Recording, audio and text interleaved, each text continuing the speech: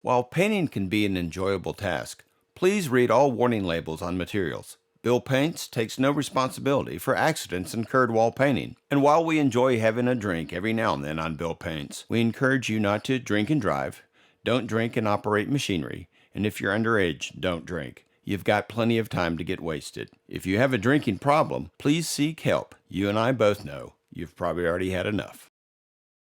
Today we're going to jump on this plane and go to Montana, see if I can get a little inspiration for a painting there.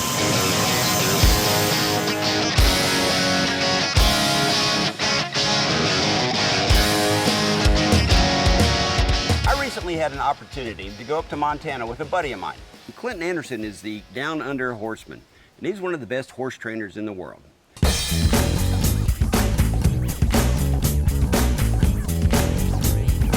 Now, I had a camera with me, and I popped some really nice shots of Clinton. And I wanted to make a painting out of one of them, but I wasn't real sure what style to do it in. We stopped and we had a little lunch, and at lunch it kind of came to me. Why not do it pop style? Pop art, an art movement that peaked in the 1960s. It turned everyday items, commercial products, and celebrity images into art.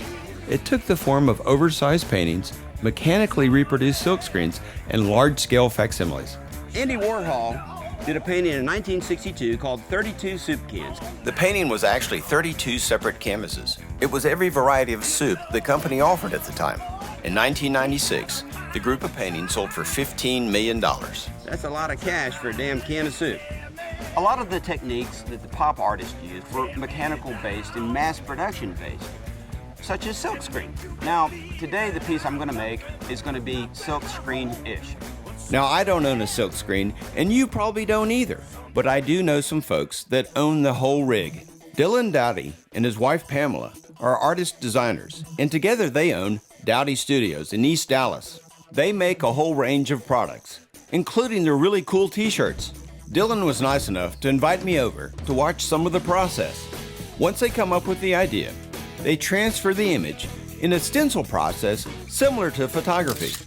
Once the image is burnt into the screen, you place it into a screen printing press. You carefully line up the t-shirt and then lower the screen down. You put a little dab of ink on one end of the silk screen and then squeegee across. The ink will be forced through fine holes in the silk, and the next thing you know, boom, you got a t-shirt. Silkscreen printing has continued to evolve ever since its first inception, dating back to the Song Dynasty around 960 AD in China. The basic methods were embraced and refined in Japan. It wouldn't be introduced into Europe until the 18th century. In the 1930s, the term serigraph was developed to describe the art form of silk screening. Seri, silk, graph, to draw on. It wasn't until Warhol started using the technique in the early 60s that the art form really took off. Dowdy Studio uses organic-based inks, which I think is really environmentally responsible. Plus, who wants to walk around with a bunch of weirdo chemicals on their shirt anyway? Check out their website, or next time you're in East Dallas, stop by their studio. What the heck, why don't we try to do a little Andy Warhol painting? Won't be a can of soup, though. In researching Andy Warhol, I found out that there's a drink named after him. That's awesome, because here at Bill Paints, we like to enjoy ourselves. So now, let's make an Andy Warhol. So here are the ingredients. 1½ ounces of cognac, ½ ounce of Benedictine, 1/3 ounce Lilith Blanc, 1 flamed orange zest. Flamed orange zest? What the heck is this? Here's how you make it. You take an orange and you cut a 2 to 3 inch piece of rind off of it. Now hold it over a lit wooden match about 1 to 2 inches off. Keep it there 4 to 5 seconds, squeeze it, and fire in the hole. Flamed orange zest. And you finish the drink with 2 dashes of orange bitters.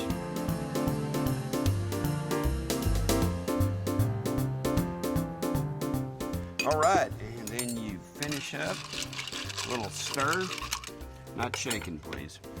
All right, you know, back in the 50s, they liked to drink liquor on liquor highballs. A little Andy Warhol. You know, this thing is really orange. That gives me an idea. What do you say we paint in orange today? And we'll find out where the color orange came from. All right, here's to the color orange, here's to pop art, Here's to Andy Warhol and to Clinton Anderson, our subject. Salute. Ooh. Smooth. And now we come to the part of the show I like to call Origins of Color! Orange. You know, in the 15th century, they didn't even call it orange. They called it yellow-red. What a pain in the butt that must have been. In ancient times, orange came from orpiment, which was a mineral, and also had a lot of arsenic in it. It would kill you dead. Orange is a secondary color, with its complementary color being blue. You know, orange is very important in Buddhism, Hinduism, and it's a national color of the Netherlands. Go Dutch! All right, we're at the next step of our process. We've gotten our image, and now I've entered it into a computer, and I've used what we're going to call the camera obscura, which is basically, it's a video projector. But you know, some form of this has been around since the ancient Chinese and ancient Greeks. They both had something like this. It wasn't until Leonardo da Vinci that someone said, hey, why don't we make some art with this thing? So a lot of those old paintings that you're seeing, that's what they used, was a camera obscura, which basically was a box with a pinhole in it. The most important thing is you've got an image that you want to make a painting of. And that's what we're going to do today. We've got it, it's on the canvas. I'm about to start a process of drawing it, and then from there we'll fill it in with paint. It should go pretty nicely. All right, it's time to copy the image over to the canvas. I just have a piece of fine charcoal, which works great because if you make a mistake with this, you can just dust it off and go back. And these lines aren't that critical. I mean, this is basically just a rough, drawing so we can get an idea of where we need to paint. Again, if you make a mistake, just knock it off. No big deal.